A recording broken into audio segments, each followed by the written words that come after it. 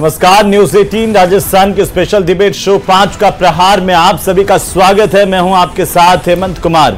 आज का जो मुद्दा है वो हम आपको बता दें। सबसे पहले आज का मुद्दा है आपातकाल पर संग्राम। लोकसभा में आज अलग नजारा दिखाई दिया। एक तरफ ओम बिरला के फिर से लोकसभा स्पीकर बनने पर विपक्ष ने जहां उनका स्वागत किया, तो वहीं साथ ही निष्कासन के मामलों को लेकर के ताने भी विपक्ष ने कसे। कुछ देर में गेम एकदम से पलटता हुआ दिखाई दिया। स्पीकर ओम बिरला ने अपनी पहली स्पीच में एकदम अलग रुख दिखाया। विपक्ष हक्का बक्का रह गया कि ये हुआ क्या। ओम बिरला ने 1975 में इंदिरा गांधी सरकार द्वारा लगाई गई इमरजेंसी की निंदा की। स्पीकर ने इमरजेंसी को लोकतंत्र के इतिहास का काला अध्याय बताया। स्पीकर ने सदन में 2 मिनट का मौन भी रखवा दिया। इस पर कांग्रेस और विपक्ष के सांसदों ने हंगामा किया। कांग्रेस के सांसदों का आरोप था कि स्पीकर भाजपा का एजेंडा चला रहे हैं। इसी पर आज विस्तार से चर्चा करेंगे। 5 के प्रहार में आपातकाल की निंदा पर विपक्ष आखिरकार क्यों भड़का। विपक्ष में कांग्रेस के अलावा जो दल थे वो दल भी थे जो आपातकाल से पीड़ित रहे थे। तो आज इसी पर चर्चा करेंगे, लेकिन पहले ये रिपोर्ट देखिए।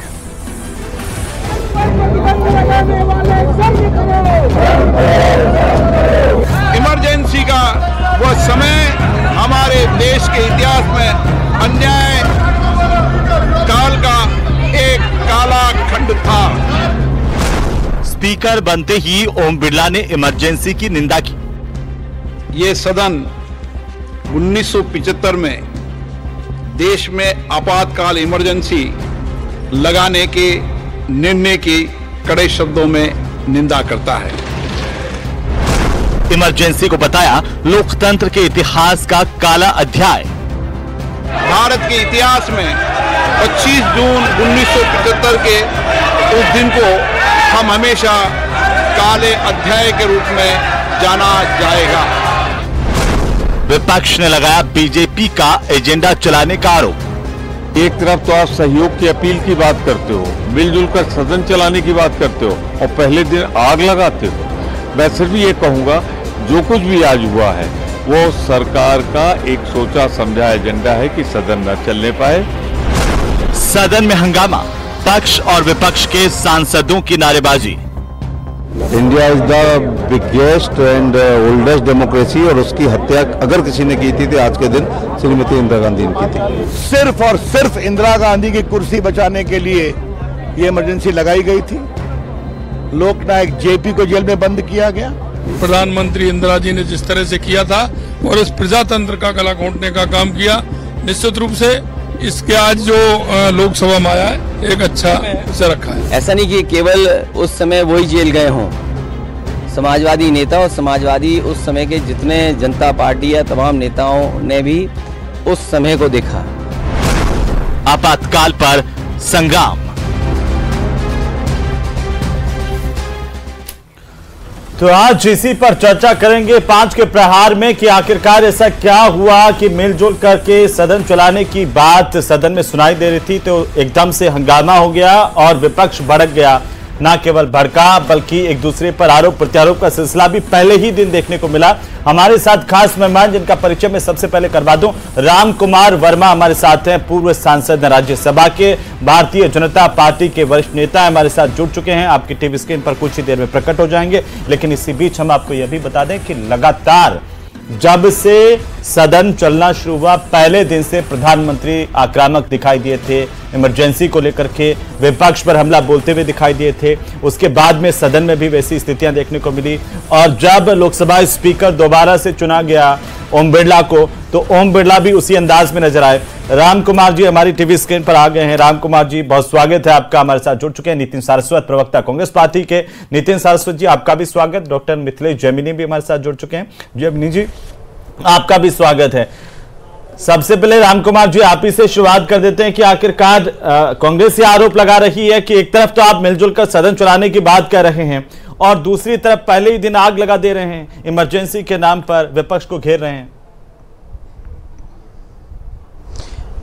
हेमंत जी, मैं अब ये कांग्रेस की जो इस तरह की विचार रहे हैं, मैं फिरकत का हूँ कि आज जो इस तरह का स्पीकर का चुनाव होने के बाद में स्पीकर महोदय ने शपथ ली और उस बाद में संविधान की सब ने ली है और उन्होंने जिस तरह का मैं ये कहूँ कि 25 जून 1975 को वो दिन और वो करीब रात के 11 और 12 बजे अचानक इमरजेंसी लगती है और वो काला दिन था। संविधान की हत्या की थी, लोकतंत्र की हत्या की थी। वो दोबारा से इस तरह का नहीं हो। निश्चित है जो लाखों लोगों ने यातनाएं सहन की और उसके लिए अगर मौन धारण किया जाता है तो मैं समझता हूं कि विपक्ष को भी एक मत होकर के वो बात संविधान की करते हैं, लोकतंत्र की करते हैं, तो मैं समझता हूं कि वो भी अगर इसमें अंदर इस तरह का हाव उल्लड़ नहीं करके उस बात की अप्रिशिएट करते हैं कि ये होना था, उनको श्रद्धांजलि भी देनी थी और इस तरह का दिन दोबारा हिंदुस्तान में नहीं आए, जिसके लिए माननीय नरेंद्र मोदी जी ने कमिटमेंट के साथ में किया कि 50 वर्ष पूरे होने के बाद जिस तरह का वो काला दिन पूरे देश को जेल के अंदर डाल दिया गया था, विपक्ष के नेताओं को, मीडिया को सेंसरशिप लागू कर दी गई थी और सिर्फ एक अपने आप को सत्ता में बचाने के लिए न्यायपालिका का पूरा उल्लंघन करते हुए न्यायपालिका के डिसीजन को किस तरह करे। इतना ही नहीं, प्रियम्बल में 42वें संशोधन के तहत में जिसमें अमेंडमेंट नहीं हो सकता, बदलाव नहीं हो, उसमें भी कि जहाँ फंडामेंटल राइट्स को सस्पेंड कर दिए गए, तो इससे दुर्भाग्यपूर्ण ये दिन क्या होगा 25 जून का। मैं समझता हूँ कि इसके लिए जो आज ये लोकतंत्र का सबसे बड़ा सदन जो देश का है उसके अंदर अगर माननीय अध्यक्ष जी ने ये प्रस्ताव पेश किया 2 मिनट के मौन धारण के लिए, तो इसमें कहीं कोई ऐसी आपत्तिजनक बात नहीं थी।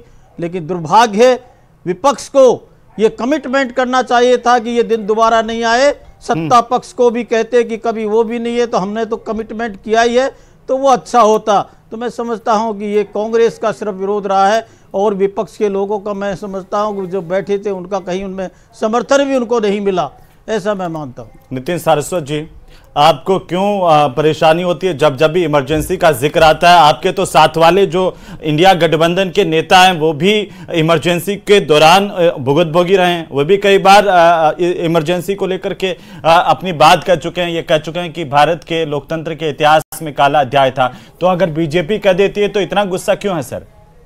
देखिए कि जब 18वीं लोकसभा में आज जब सत्र शुरू हुआ, लोकसभा अध्यक्ष का चुनाव हुआ और उसके बाद में लोकसभा अध्यक्ष चुनाव, क्योंकि हम नहीं चाहते थे कि चुनाव हो और डिप्टी स्पीकर का जो संसदीय परंपरा रही है उसके हिसाब से विपक्ष को वो पद दिया जाए, लेकिन उसके बावजूद अगर वो अपने एडामेंट रहे और शुरुआती दिन से दिखा कि ये एडामेंट होकर सदन को चलाना चाहते हैं, लेकिन विपक्ष क्योंकि जनता के हर मुद्दे को संसद में रखना चाहता है, संसद लोकतंत्र का मंदिर है, इसलिए हमने डिवीजन जो वोट ऑफ डिवीजन की बात है उसको कांग्रेस पार्टी ने नहीं किया और एक स्वस्थ लोकतांत्रिक परंपरा होने के नाते और संसद को चलाने के नाते हमने उसको स्वीकार किया और ध्वनि मत से जो भी प्रस्ताव पारित हुआ उसको स्वीकार किया। राहुल गांधी जी ने आके एलओपी हैं, उन्होंने आके ओम बिरला जी को शुभकामनाएं दी। मैं खुद राजस्थान से आते हैं, इसलिए राजस्थानी होने के नाते और इस देश का एक नागरिक होने के नाते, वोटर होने के नाते मैं सबसे पहले उनको शुभकामनाएं देता हूं। लेकिन उसके बदले में क्या हुआ आप देखिए, जो अभी भी जो हम लगातार कहते आ रहे थे कि एक लोकसभा अध्यक्ष का पद एक संवैधानिक पद है जहां पे उनकी भूमिका सत्ता पक्ष और विपक्ष के लिए बराबर होनी चाहिए, लेकिन हमने 17वीं लोकसभा में जैसे हमने लगातार देखा था कि 146 सांसदों को सस्पेंड किया जाता है और बहुत ही इंपॉर्टेंट कानूनों को पास कर दिया जाता है। 16% विधेयक पार्लियामेंट स्टैंडिंग कमेटी पे जाते हैं जो कि कभी कांग्रेस के टाइम पे 75% जाते थे। जनता के बीच में रखे जाने बिल जो कभी 70% होते थे आज 11% भी नहीं है। 35% विधेयक 1 घंटे से भी कम में पारित कर दिए जाते हैं। विपक्ष का माइक बंद कर दिया जाता है। 18 मिनट राहुल गांधी के भाषण में स्पीकर को दिखाया जाता है। तमाम ऐसी चीजें थी और राहुल गांधी जी ने आते ही अनुरोध किया कि आप अब इन सब चीजों को छोड़ के, क्योंकि विपक्ष का सबसे प्रमुख दायित्व है कि जनता की आवाज को उठाना, और जनता की आवाज को उठाने देने के लिए अगर आप हमें मौका देंगे तो आप संविधान का भी रक्षा करेंगे। लेकिन आते ही जिस तरीके से अब लोकसभा अध्यक्ष ने जिस तरीके से आपातकाल की, आप बताइए 25 जून की बात थी, आपातकाल की निंदा पहले भी राहुल गांधी जी कर चुके हैं, इंदिरा गांधी जी ने खुद उस पे खेद व्यक्त किया था, तमाम सारी बातें हो गई। मैं ये कह रहा हूं, सुनिए मेरी बात, आज 26 जून को एक षड्यंत्र, 26 जून को मैं आपके साथ वाले लोग कह चुके हैं सर, सरस्वत साहब देखिए, अखिलेश यादव का बयान आपने सुना होगा, लालू प्रसाद यादव कह चुके हैं, तमाम नेता। मैं कह रहा हूं आपके पास बयान है, राहुल जी का बयान है कि वो भूल थी, इंदिरा जी ने उस पर खेद व्यक्त किया। चाहे तमाम परिस्थितियां रही हो, जहां पे संसद को बंद करने की बात हुई, प्रधानमंत्री को घेरने की बात हुई, सारा कामकाज ठप करने की बात हुई, बुलेट की जगह बैलेट की जगह बुलेट यूज करने की बात हुई, लेकिन उसके बावजूद भी किसी भी तरीके से इमरजेंसी ठीक नहीं है। लेकिन हासिल क्या हुआ, पहली बात तो 18वीं लोकसभा का जो सत्र है उसकी शुरुआत ही कहते हैं कि बीजेपी के हंगामे के साथ हुई या फिर एक तरह से जो है अलग आपस में खींचतान के साथ हुई, और सरकार सत्ता पक्ष क्या ये संदेश देने में कामयाब रहा जो इलेक्शन को लेकर के, चाहे वो विपक्ष ने नाराजगी भी जताई, लोकसभा स्पीकर पर अपना प्रत्याशी भी खड़ा कर लिया, बाद में ध्वनि मत से जो है अब वो ओम बिरला को स्पीकर चुनवा भी लिया। क्या संदेश ये है कि या तो यहीं चला ली, चाहे मजबूत हो जाए विपक्ष कुछ भी?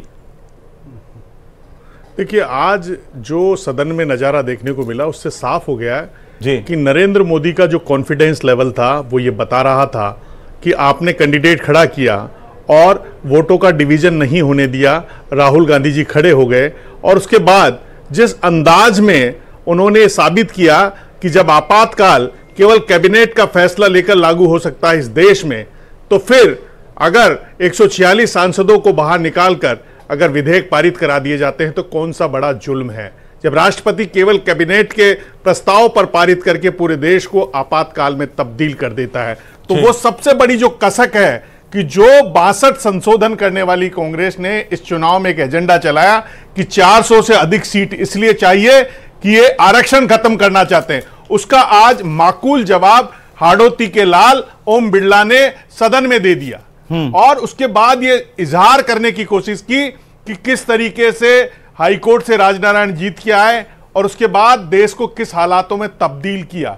तो ये साफ हो गया कि चाहे सीए हो, चाहे एनआरसी हो, चाहे समान नागरिक संहिता हो, नरेंद्र मोदी अपने हार्ड डिसीजनों पर कायम रहेंगे और जो उनका सपना है 2047 में विकसित भारत का। क्योंकि आज विपक्ष को बड़ी मात मिली कि चुनाव आपने कैंडिडेट खड़ा कर दिया के सुरेश, लेकिन टीएमसी ने मना कर दिया, और क्या पता कि अगर वोट पड़ जाते तो शायद पोल खुल जाती। तो ये एक बड़ा पोल क्या खुल जाती, वो तो जमीनी साहब सबके सामने ही था कि नंबर गेम किसके पास कितना है, वो तो खुला हुआ ही है। गेम तो लेकिन इंडिया गठबंधन के कई दल और कई जो उनके सहयोगी हैं जो ओम बिरला के साथ जा सकते थे, लेकिन राजस्थान की राजनीति में बड़ा चेंज आएगा कि अब हाड़ौती की राजनीति एक जमीनी साहब मैं चाहता हूं कि इस पर टिप्पणी कि आपातकाल को लेकर के इमरजेंसी की याद जब दिलाई ओम बिरला ने तो कांग्रेस का पारा हाई हो गया। उन्होंने तो यहां तक कह दिया कि इस काले खंड में संविधान में 38वां, 39वां, 40वां, 41वां और 42वां संशोधन इसीलिए किया गया, इसका उद्देश्य यह था कि सारी शक्तियां, सारा पावर सेंटर सरकार का एक व्यक्ति के पास आ जाए। जी देखिए, बिल्कुल जो भारत के संविधान में, जो भारत के प्रियम्बल्स में जो धर्मनिरपेक्ष शब्द और समाजवाद शब्द जोड़ा गया वो पहले नहीं था भारत में, वो इंदिरा गांधी जी ने छोड़ा। और दूसरा, जिस तरीके से भारत के मूल संविधान की कॉपी निकलवा के देख लीजिए, उसमें भगवान राम के परिवार का चित्र है, उसमें हनुमान जी का चित्र है विपरीत परिस्थितियों में, नीति निर्देशक तत्वों में भगवान कृष्ण का जन्म दिए जो उनका महाभारत का चित्र है। फिर किसने वो चित्र हटवा के संविधान छपवाए, जिस संविधान की कॉपी को लेकर तमाम, चाहे अखिलेश यादव हो, चाहे ये ले जा रहे हैं, वो अमेंडमेंट बताए कि मूल संविधान के साथ बिना अमेंडमेंट किए हुए ये पाप किसने किया, जो डॉक्टर BR अंबेडकर के मूल सोच पर बड़ा घिनौना काम किया है कि आपने मूल संविधान में जो चित्र थे उनको हटाकर संविधान की कॉपियां पूरे देश में बंटवा दी। जवाब दीजिए, बड़ा गंभीर आरोप लगा रहे हैं जमीनी जी। जी देखिए, मैं बिल्कुल कहना चाहता हूं, पहली बात तो मेरे को लगता है कि जैमिनी जी की या तो समझ कमजोर है या मेरे को लगता है कि वो केवल किसी राजनीतिक विश्लेषक के आग में किसी पार्टी के हित को साधने के लिए ऐसे शब्द और इस तरीके के प्रश्न उठाते हैं। क्या इमरजेंसी जो लगी थी वो संवैधानिक प्रावधानों के अनुरूप थी या नहीं थी उस समय?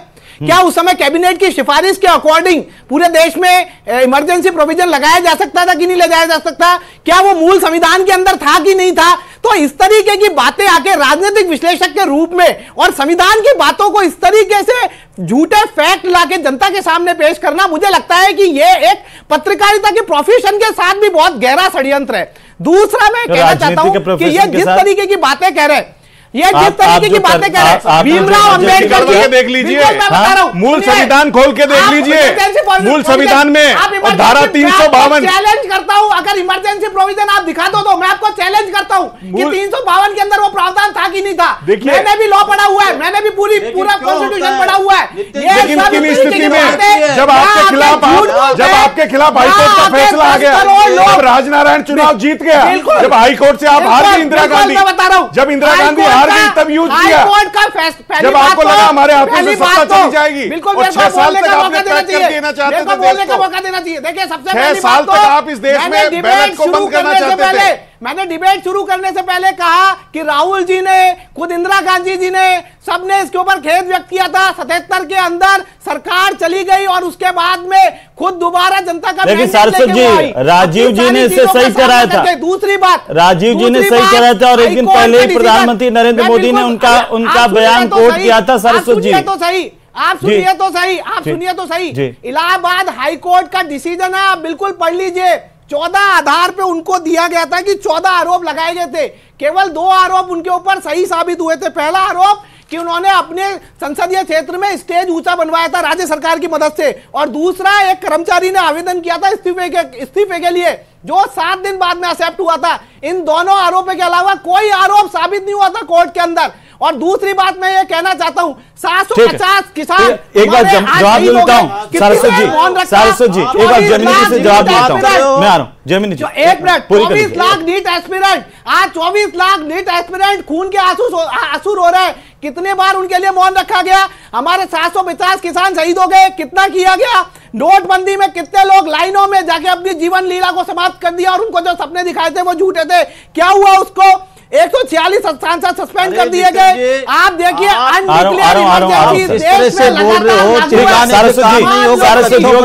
सारस्वत जी हो गया ना। एक बार एक छोटी सी टिप्पणी बिल्कुल संक्षेप में जमीनी साहब जवाब दे दीजिए। वो चुनौती दे रहे हैं कि आप गलत जानकारी दे रहे हैं। देखिए, मूल संविधान की कॉपी मंगा के देख लीजिए और आप नीति निर्देशक तत्वों को मंगा के देख लीजिए, सब में चीजें लिखी हुई है। आप देखिए हर चैप्टर पे सब पे चिन्हित थे। इसमें कौन सी झूठ है? मूल संविधान की कॉपी मंगा के देख लीजिए, इसमें कौन सा झूठ आ गया? अब आप कुछ भी कह दीजिए, आप पार्टी के प्रवक्ता हैं, किसी पर भी आरोप लगा दीजिए, आपको खुली छूट है। आप देखिए जो राजस्थान में संविधान पार्क बने हैं उनमें गलत चित्र छाप दिए अकबर के और टीपू सुल्तान के, उनकी जांच होनी चाहिए। जो संविधान पार्क ये आपने मुद्दा उठाया, लेकिन जमीनी साहब ना सिर्फ टीपू सुल्तान वाले गलत चित्र बल्कि नीति निर्देशक तत्वों, मूल अधिकारों, उनमें भी इधर से उधर कर दिया गया है। वो हो सकता है कि वो तो कारीगर की कहीं त्रुटि रही हो, या फिर जो डिजाइनर है वो चहेते डिजाइनर कांग्रेस से सरकार के समय उसमें ये कहा कि आपने आर्किटेक्ट को ठेका दे दिया। होना ये चाहिए था कोई लॉ का विशेषज्ञ या पॉलिटिकल साइंस के विशेषज्ञ से। वो एक अलग मसला है। रामकुमार वर्मा जी इस पर कुछ कहना चाह रहे हैं? वर्मा साहब इस पर कुछ कहना चाह रहे हैं? बिल्कुल जी, बोलिए। हेमंत जी, मैं अभी सुन रहा था और हमारे सारस्वत जी कह रहे हैं कि मैं लॉ का स्टूडेंट हूँ। क्या सारस्वत जी ये जस्टिफाई करना चाहते हैं कि इलाहाबाद हाई कोर्ट के अंदर डिसीजन हुआ जो गलत हुआ था? क्या उनका चुनाव को रद्द नहीं किया गया था? क्या चुनाव रद्द होने के कारण से इमरजेंसी का डिसीजन जल्दबाजी में कहो या अपने सिर्फ कुर्सी बचाने के लिए, सत्ता बचाने के लिए किस तरह से किया गया? कौन सा कैबिनेट का फैसला था? उन्होंने लागू कर दिया गया पूरे देश को, उसमें अंदर जेल के अंदर ठूंस दिए गए जो लोकतंत्र के लिए जो संघर्ष कर रहे थे, उनके साथ में कितनी जाति और यातनाएं की गई। आप 21 महीने का वो कार्यकाल जिन्होंने उसको भुगता है, उसमें विपक्ष के लोग जो आज इंडी गठबंधन में है वो भी महसूस कर रहे हैं। आज तो आपने देखा समाजवादी पार्टी के जो नेता है वो कह रहे हैं कि उन स्वतंत्रता सेनानियों को तो और भी तनख्वाह मिलनी चाहिए। और नितिन जी जो कह रहे हैं कि अभी हमने, प्रधानमंत्री जी ने जो ही शपथ ग्रहण करी उसके बाद में कहा कि मैं अपेक्षा करूंगा कि जनमत जो मिला है विपक्ष को सकारात्मक कार्य करने के लिए मिला है। हम चाहेंगे कि आपसी सहमति से देश के हित में, राष्ट्र के हित में कार्य करें। उस तरह की वो काम करेंगे। वो ये कह रहे हैं कि आप बार बार इमरजेंसी, कांग्रेस आप पर, रामकुमार जी ये आरोप लगाती है कि आप भले ही बार बार इमरजेंसी की याद कर लें, लेकिन आपके 10 साल के शासन काल में अघोषित इमरजेंसी लगी रही, किसान धरने पर बैठे रहे, सालों तक उनकी सुनवाई नहीं हुई, बेरोजगारी, महंगाई और किस तरीके से लोग परेशान रहे। आज नीट से लगा के तमाम जो परीक्षाएं हैं वो उनकी सरेआम छात्रों को उनका भुगतान करना पड़ रहा है। इस पर भी जरा सोचिए ना सर। हेमंत जी, मैं ये कहना चाहता हूं कि हमने कमिटमेंट किया है कि डॉक्टर BR अम्बेडकर जी जो शिल्पकार थे, उनके संविधान में अक्षर से पालन किया गया। अगर 10 वर्ष के अंदर किसी भी तरह का उसके साथ में किया हो तो आप एक भी उदाहरण बताइए। और मैं कहूं कि क्या 370 धारा थी, क्या ये डिसीजन देश हित में और देश के हित में नहीं था? क्या ये डिसीजन है कोई संविधान के विरुद्ध था, जिसके लिए संसद के अंदर और जो असेंबली थी उसमें भी विरोध किया गया था कि 370 को जो जोड़ रहे हैं वो गलत है? तो ये क्या ठीक CA का डिसीजन लेना, क्या ये लोगों के जनहित और राष्ट्र हित में नहीं था? मैं ये कहना चाहूंगा कि जिस तरह का आज ये कहना चाहे उससे जो आज माननीय अध्यक्ष जी ने जिस तरह से इमरजेंसी 25 जून 1975 के बारे में जो लाखों लोगों ने यातनाएं सही, उनको श्रद्धांजलि दी, उसमें ये सबक लेना चाहिए। और जिस तरह दुहाई देते हैं कांग्रेस के, आज जो एक नेगेटिव नैरेटिव फैलाया था, संविधान को खतरा है, आरक्षण को खतरा है, अरे ये तो राजकुमार जी, ये तो आप ही के सांसदों ने बोला था ना कि हमें संविधान बदलना है, 400 सीटें दे दीजिए। ये तो आप ही के सांसदों ने बोला। ये तो कहां परसेप्शन करते हैं हेमंत जी, हमारे नहीं, प्रधानमंत्री जी ने बार बार कहा, अमित शाह जी ने बार बार कहा, बाद में कहा ना, जब बात तीर कमान से निकल गई, बाद में जब चिड़िया चुग गई खेत, एक भी बात निकल बाद नहीं में गई, आपने बयान दिया। पहले तो आप ही के सांसदों ने ये बोला था ना राजकुमार हेमंत जी, इनको मालूम होना चाहिए जिस तरह से इन्होंने संविधान के अंदर संशोधन किए, सबसे अधिक किए, वो ठीक है, उस पर मैं जवाब दे लेता हूं। आज अगर वो संसद के अंदर आता है 25 जून का राजकुमार जी ने गंभीर सवाल खड़े किए हैं। और इतना ही नहीं, ओम बिरला से लगा करके मैं तो कहता हूं कि कांग्रेस वालों को ये कहना चाहिए निश्चित गलती हुई है और भविष्य में इस तरह की सत्ताधारी पार्टी भी इससे कम सबक सीखे, कोई ऐसा नहीं हो जो हमारा इरादा भी नहीं है, कमिटमेंट भी है, संविधान के साथ में कोई छेड़छाड़ न होगी, न होने देंगे। ठीक, देखिए हेमंत जी, मैं सबसे पहले मेरा सवाल है सीधा सीधा, कहा प्रधानमंत्री से लगा करके लोकसभा अध्यक्ष तक अगर निंदा कर रहे हैं तो आपको तकलीफ क्या है? अगर उस काले अध्याय से हमें सीख लेकर के इस लोकतंत्र को आप भी मजबूत करने की बात करें, संविधान को मजबूत करने की बात करें, तो जिस चीजों से संविधान कमजोर हुआ उनके ऊपर हमें अगर 2 मिनट सोच करके ये तय कर लें, ये संकल्प ले लें कि दोबारा से हमारे इतिहास में वो काला अध्याय वापस नहीं आए, उसमें तकलीफ क्या है सर? देखिए हेमंत जी, मैं सबसे पहले आपको शुरुआत से मैंने बोला कि राहुल जी ने भी उसके लिए कहा, इंदिरा जी ने भी कहा, 77 में जो उन्होंने सारा सामना किया, उसके बाद में चुनाव जिता के इस देश की जनता ने उन्हें दोबारा प्राइम मिनिस्टर के पद पे बिठाया। मैं ये कहना चाहता था कि आप हमेशा केवल पीछे के कैमरे को, पीछे के शीशे को देख के गाड़ी चलाना चाह रहे हो। आपने 95% विपक्षी नेताओं पे ED CBI के केस लगा दिए, 140 साल गलत रिजल्ट हो गया। गांधी शिवाजी अंबेडकर की मूर्ति को संसद भवन में कोने में कर दिया, 3 काले कानून में 750 किसान शहीद होने पे मजबूर कर दिए, 24 लाख नीट एस्पिरेंट को खून के आंसू रो रहे, UGC नेट के बच्चे आज खून के आंसू रो रहे, UGC और PG नेट वाली परीक्षा को रद्द कर देते हैं। इलेक्टोरल बॉन्ड जमीनी साहब बिल्कुल संक्षेप में आखिरी टिप्पणी की बीजेपी कांग्रेस और ये सब बिल्कुल संक्षेप में एक सेकंड की जमीनी साहब, ठीक है, ठीक है, जमीनी साहब बात है जो सब हर साल जैमिनी साहब सबसे अहम बात है वो ये है जी, देखिए कांग्रेस ने 62 संविधान संशोधन किए और डॉक्टर BR अम्बेडकर।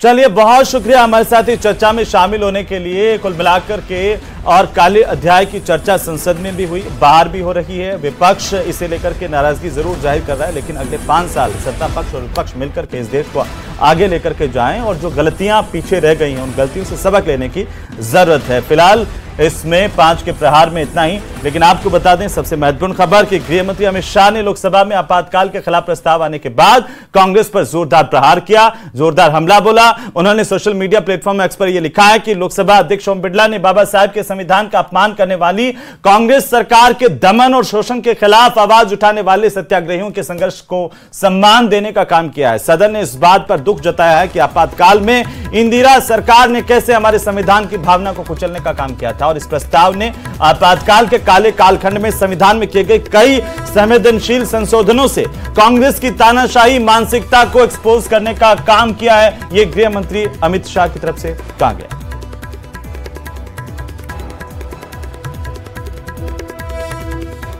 तो चलिए, इसी के साथ ही 5 के प्रहार में फिलहाल इतना ही। आप देखते रहिए न्यूज़ 18 राजस्थान। नमस्कार।